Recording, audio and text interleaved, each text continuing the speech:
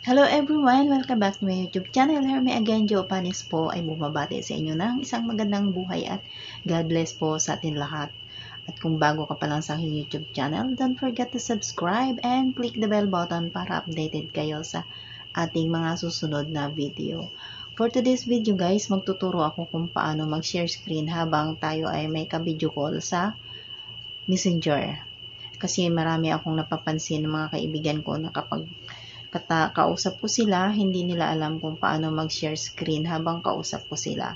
Kaya ngayon, gagawa ako ng tutorial kung paano natin gagawin ang pag-share screen habang kausap ang ating mga kaibigan or ating mga kamag-anak sa Messenger. Kaya magsimula na tayo guys. Sundan nyo ang aking tutorial.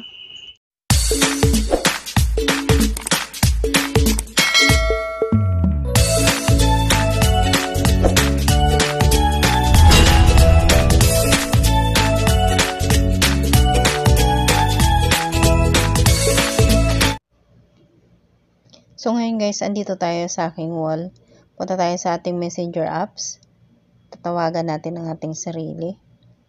Para makita nyo kung paano makapag-share screen habang may kausap ka sa messenger.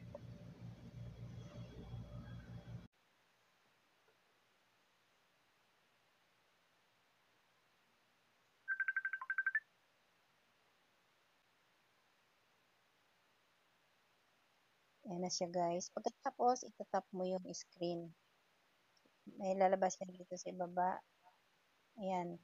May lalabas dito na yung square sa gitna. I-click nyo yan. Ayan. Pagkatapos mo maklik, meron dito sa may gilid, sa katabi ng watch, i-click nyo rin yan.